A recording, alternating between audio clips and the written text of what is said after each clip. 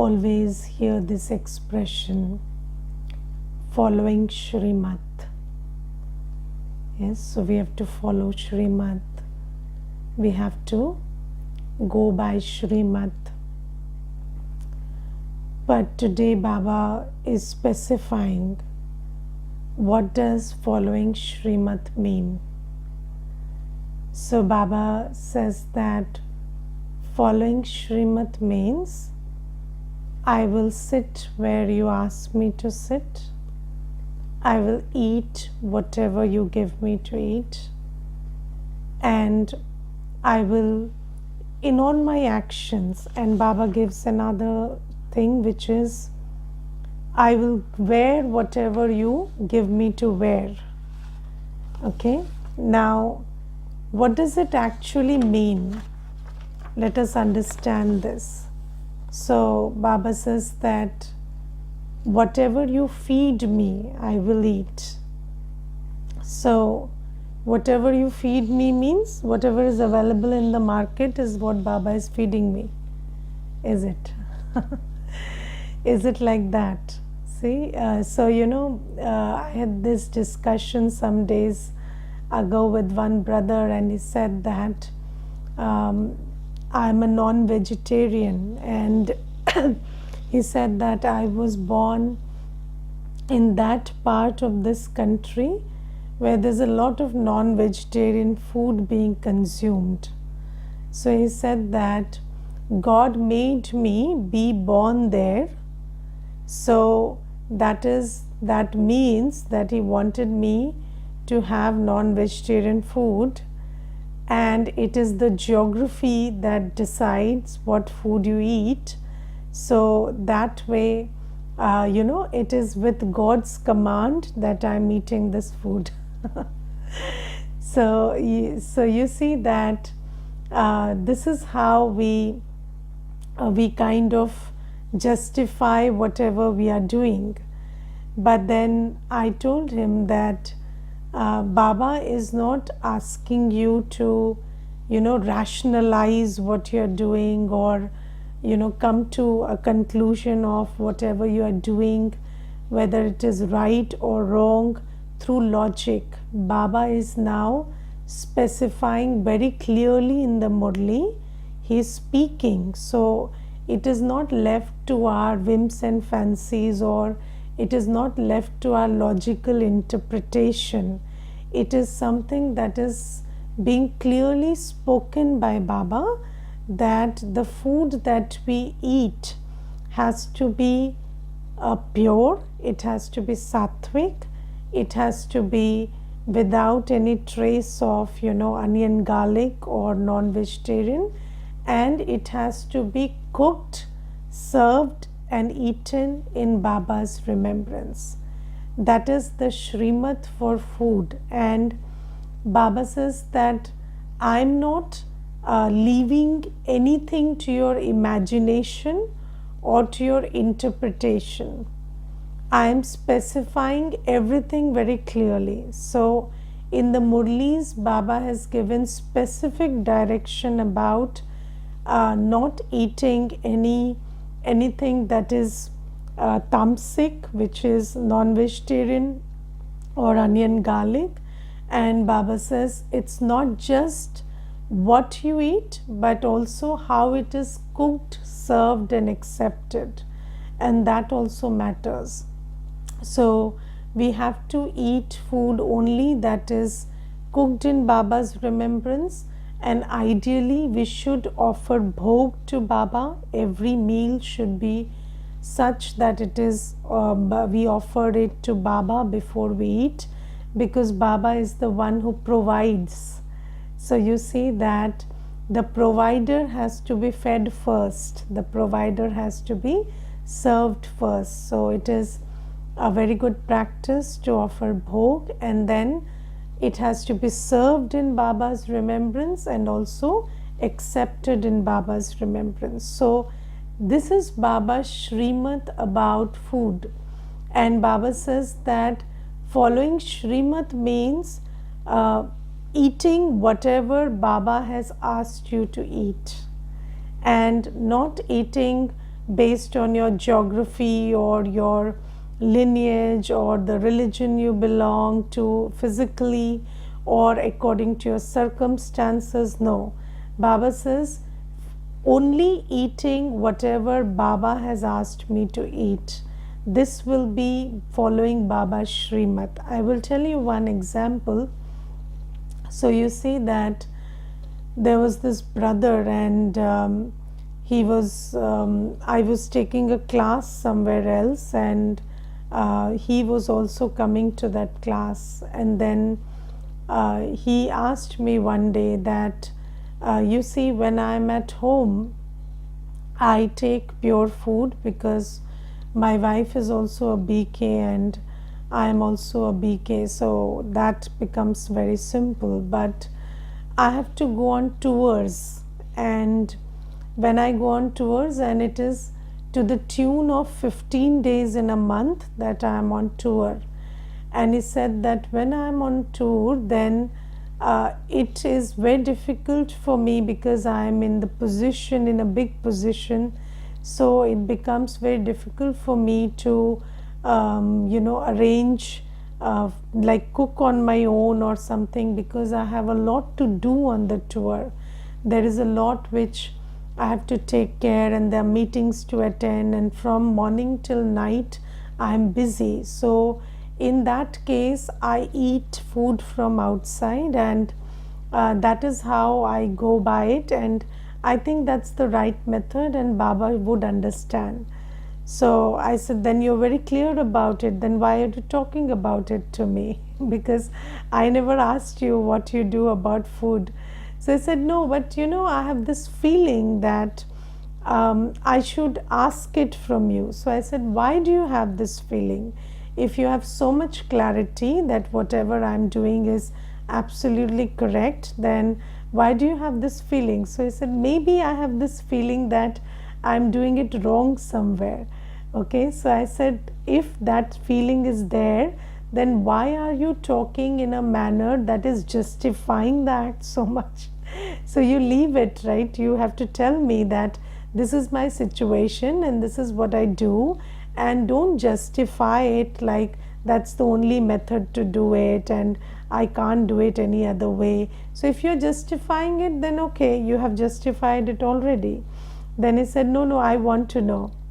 So I said, have you ever released an intent also? Like, I understand that you are in the position of an officer, and that too an officer with great responsibilities, and I understand that you're saying that it's not possible for you to cook. That's fine. But have you ever even thought that, Baba, I want to follow this Shrimat of yours? And have you ever released that intention? Have you even told Baba that this is what I want to do? Please answer honestly. And then he said, no, I've never done that. So I said, just talk to Baba and tell Baba with an honest heart, check within yourself, is there an attraction to eating food from outside, or do you genuinely want to eat pure food? And just with that pure intention, release that intention and tell Baba deeply from the heart. So he said, what will that do? Something will happen magically. I said, you just do it. So he did that, and that is what obedience is. And he did that, and after a week, he had this brother who joined his office, and he was a BK, and he was the one who had to go on every tour with him. And he was the one who was, his assistant in every tour. And he was a BK, and that brother was a Kumar, and he was very good with his discipline. And wherever he went, he took an induction and he took his utensils, and on every tour he would cook. And this brother, this officer brother, he told him that I also want to eat pure food, and I also want to eat food cooked in Baba's remembrance. then this brother used to cook for him and give him food on every tour.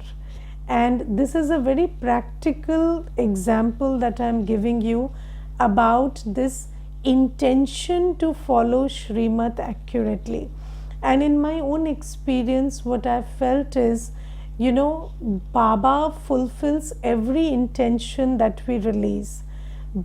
And it is not, and in my experience, it is not possible for any human to follow a pure lifestyle in this impure world. It is impossible for any human to do that. You know who makes it possible? Baba. And how does he make it possible? He makes it possible because you release an honest intention to do that. And he will give you all the support that you need. But the thing is, do I have that honest intention? Or do I have weak thoughts? Do I have determination? Do I have honest intention? Or at every obstacle I just give up? I say, okay, this is not possible, so I am just operating against Shrimat, and that's the right way to do. Or do we say that, okay, even if it takes some effort, even if it takes some perseverance, I'm going to do it. So if you do that, then Baba will help you. So I gave you a very practical example of how Baba helps when children make effort. And I think, with this combination of my effort and his help, it's only with this combination that we go on this journey. But my effort has to be first, it has to be honest, and it has to be determined. That is the main question. Now the second thing is, wherever you want me to sit, wherever you make me sit, where does Baba make you sit? Baba makes you sit in Baba's room for yoga at Amrit Vela. So do you get up and sit for yoga in Amrit Vela? Or you say, I don't want to sit, I want to sleep in Amrit Vela. So you see, Baba has fixed times for us to sit. Baba says, sit before me in yoga during Amrit Vela, sit before me in Murli class, sit before me in any class that you have enrolled for. And when you do that, that is following Shrimat. Or sit wherever for Numa Sham Yoga in the evening, sit there, or sit before Baba before going to sleep. So all these are the directions about how you have to operate during the day at different times. And Baba says, have a determined thought, an honest intent that you want to do it, and Baba will help you. And of course, there will be a lot of resistance from old sanskars and everything. But if you have determination, you will overcome all of that, and you will be able to sit where Baba makes you sit. And I remember there was this one Didi, and when I had gone for training in Madhuban at that time, Didi said in the class, and I can never forget this, she said that any Brahmin, dead or alive, must be sitting in Baba's room in Amrit Vela. So even if you leave the body, it should be in a sitting posture in Baba's room in Amrit Vela. And I don't know what, that was something that stayed with me. And Baba says, I make you sit before me for Murli, I make you sit before me for Amrit Vela, for evening yoga, for meditation before sleeping, and wherever I make you sit, whether it is traffic control or whatever Baba has given us directions for, we have to follow that wholly and totally. And Baba says, when you do that, then it will be said that you follow Shrimat completely. And then the third thing is whatever you give me to wear. Yes, so whatever you give me to wear is what is Baba's direction about clothes. So Baba's directions about clothes is first is simple clothing. So Baba says you don't have to wear torn clothes or something, not clothes that are dirty or torn, but very simple, clean clothes. Nothing that pulls your attention. So if you wear something very gaudy, that will pull your attention. If you wear something very miserable, that will also pull your attention. So clothing has to be very simple, very clean and white. So that's Baba's directions for clothing. And Baba says whatever, you must have this dedication that whatever you make me wear, I will wear. And BKs are known for their clothes, and so Baba says your appearance should reveal me, and you should dress up in a manner that people know that this is a pure Brahmin. So Baba says if you don't follow this Shrimat, then what is it that is not allowing you to follow this Shrimat? It is some kind of body consciousness which is not allowing you to follow this Shrimat. But Baba says if you want to be someone who is certified that they follow Shrimat completely, then you have to wear what I ask you to wear. And Baba says that there will be resistances, there will be many things that will pull your attention, but you have to overcome all of that. So this is something. Now you see that this is one aspect of following Shrimat. Now the second aspect is, so one is according to whatever guidelines Baba has given, we operate in our grihast vyavhar. So wherever we live in the family, whatever we are doing, we just operate like that. Second aspect is when we, so even when you are attending online, so you have to make an attempt to go to Madhuban. So there are regular announcements that you must go to Mount Abu, Madhuban, to Baba's home, and you must enroll yourself for going to Madhuban. And then when we go to Madhuban, then you see it's such a big arrangement, it's such a big setup, and in that setup there are many things to be considered, and there are structures made, and rooms are allotted, and food is prepared, and everything is done with, and it's a very big task. You see 25,000, 30,000 brothers and sisters, they go to Madhuban at one time, and when we go there, then we have to have this surrendered buddhi, where we surrender to whatever is being given to us.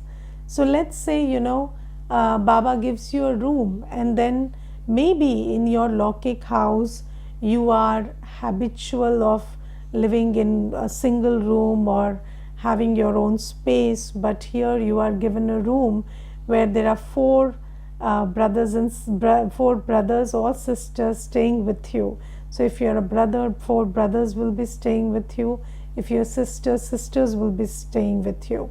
So if you are in that room and there's just one bathroom, then will you have thoughts about, I can't live like this? Or will you be very happy that Baba has given me a place in his home and I really love it?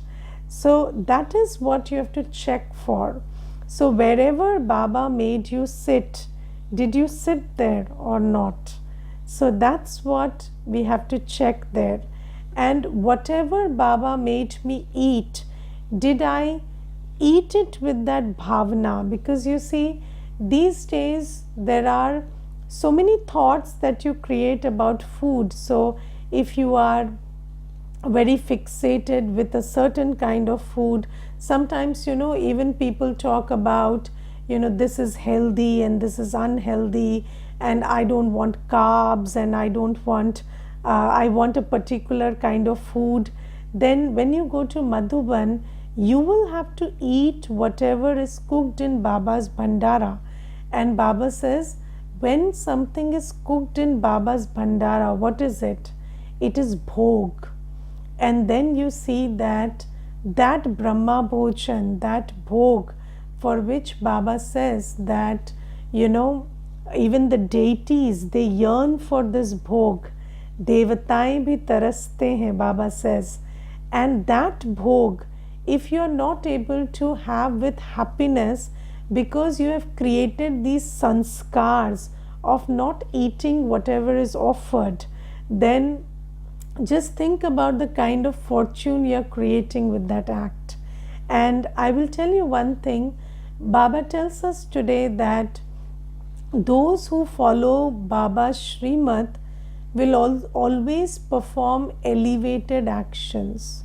Because you see, whenever you have negative thoughts, whenever you have thoughts of resistance or weakness, that is not elevated action.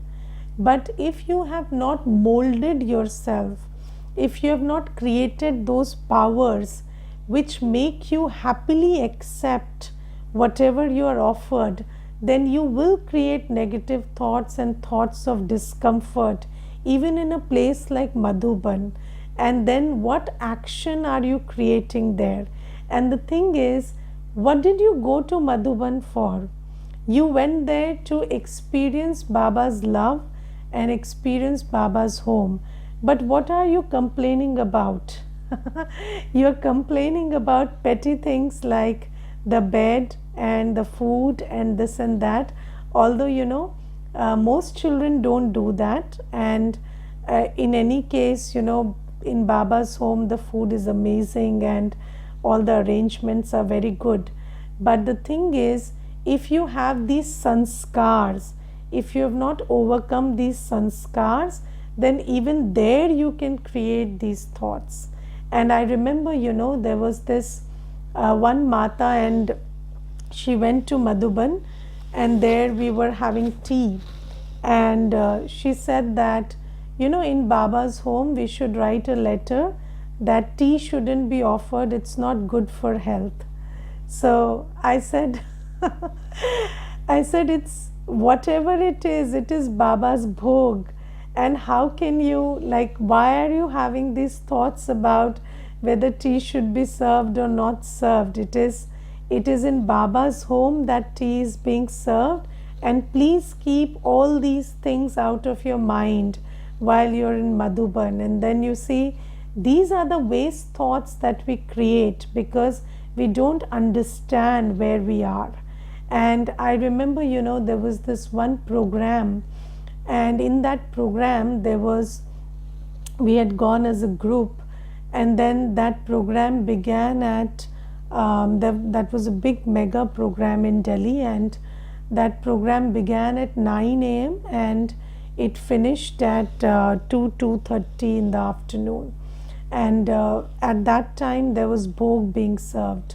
But at 9 a.m. there was this Mata, and we had all gone as a group, and then there was this Mata, and she was sitting right beside me. At around 10 a.m. she started saying, I'm feeling hungry, I can't stay without food for so long, and I'm really feeling hungry. Didi, would you send somebody out with me, and I would have something and come, and only then I can attend the program. And then I told her, if you have this, okay, you are, whatever is your physical issue, no complaint about that, but you know your body, right? So you should have eaten and come, or carried something with you and come. But if you don't know how to take care of your body, and you are asking that another soul who has come to attend the program should leave the program, go with you and get food from outside, and then you will be able to sit for the program, is it the right thing to do? And of course we will do it, because now you have put us in that situation, but that's not the right thing to do. So you see that these are the kind of things that Baba is talking about. If you have zero tolerance, no adjustment, if you cannot see the situation and the circumstance and appreciate the availability there, you see, when there's a mega program, so many souls attend it, and still there is bhog being prepared and served, but it will be prepared at the right time. But if you are not able to take care of your hunger, then you will not be able to appreciate that effort, and on the contrary, the thoughts that are being created are not elevated. So, and also, this paap ka khata has been created when you want somebody to give time out of attending Baba's program to go and fetch food for you. So these are the things that Baba is talking about, that Brahmins, we Brahmins, we are having a very high aim. And what is our aim? To become deities. And if we don't have control over our sense organs, if we don't have control over our man buddhi, then how can we become deities tomorrow? So Baba says, first thing is karmendriya jeet, winning over your senses, winning over this body. Baba doesn't ask you to eat or not eat. Baba doesn't ask us to stay hungry. Baba tells us to eat whatever is right according to Shrimat. And when we follow this discipline, we also develop strength to overcome the pulls of the physical senses, because the senses are very pulled by taste, by hot and cold weather. The senses are very pulled by sleep and lack of sleep. So these things Baba asks us to overcome, and only when somebody is able to win over the body and the sensuous pulls can you expect them to win over their mind and intellect and win over vices. If we are not able to, if we are not able to sit where we are asked to sit or eat what we are asked to eat, how can we be able to concentrate our man and buddhi in Baba's remembrance whenever we are asked to? It is not possible. Somebody who is not able to win over their physical senses cannot be expected to win over the man and buddhi. So this is something that Baba is specifically pointing out today. And then Baba says that if you are able to do this, you will always be able to perform elevated actions, because when you are in control of your physical senses, only then can you be in control of your man and buddhi, and only then can you do what is right to do, not what you feel like doing. And elevated actions originate from knowledgeful choice. So if you make knowledgeful choices second by second, only then can we perform elevated actions. If we cannot perform knowledgeful choices, then the question of elevated action doesn't arise. And I will tell you another incident. So there was this one brother, and he had met with an accident, and I was not aware of that. And in that accident, after that accident, he had developed backache. And Baba says that do as directed. So there was seva in the center, and I asked this brother to do the mopping, so the pocha. And you see that is the most physically strenuous activity in cleaning. So I was not aware that he had an accident, so I asked him, you do the pocha, and this brother will do the jharu and this and that. So you see, that brother, he didn't say no. He just took the pocha and he started doing it. And then after 2 days he came and he said, I want to tell you something, Didi. So I said, yes, tell me. So he said that I had an accident 15 days back, and in that accident I had this after that accident, I had developed this acute pain in my back, and I found it very difficult to sit and stand and do stuff. And when you asked me to do the poncha, I had this thought that I should tell you that I can't do it and I have this problem, this ache. But I don't know what happened. Baba told me that you do whatever you asked to do and leave it to Baba. And in that moment, I just took the mop and I started doing it. And he said, when I was doing it, I felt that there was a moment when that pain left my body. And he said that ever since that day, I have not had back pain like I had earlier. And he said that maybe if I had told that I don't want to do this, then maybe I would have suffered for longer. But because of that one Shrimat, the pain was gone. So you see that I would say this is Baba's magic, but in order to see the magic, what do you need? Faith. So Baba says, even when you're given a direction and you feel that there are some limitations and you can't fulfill it, don't allow those limitations to cloud your buddhi. Just say, Baba has asked me to do this, so let me do this. And when you start doing it, you will receive all the help from Baba, which will enable you to do it and get the fruit of it. So this is why never come into body consciousness. What is body consciousness? The limited consciousness which makes you feel you know better than Baba. So see, Brahma Baba was Brahma Baba was 60 years of age when Shiv Baba entered. Shiv Baba said, you have to create this yagya and create this whole structure which will create deities. And did Brahma Baba say, Shiv Baba, you don't know, this is my time of retirement and I can't do this now? So he didn't say it. Why? Because there is trust that if Baba is giving you a seva, then he will also give you the strength. So this is why whenever we receive directions, whether it is for seva, whether it is for anything, just have an honest, determined thought that I want to do this. And Baba will help you and take you forward.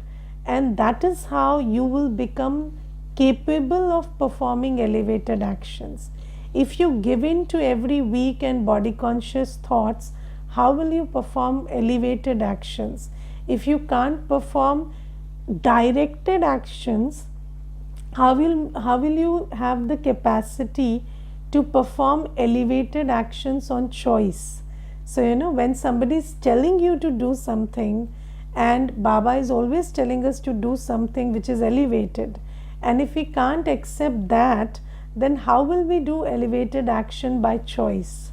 So this is why Baba says that following Shrimat means doing whatever I ask you to do in the method I ask you to do, not allowing your own dictates of mind to interfere in it, not allowing your body consciousness to tell you that this is not possible, not allowing your ego to interfere that why should I do it, and just surrendering to Baba's will and dictates and doing whatever Baba is asking you to do. Okay, Om Shanti.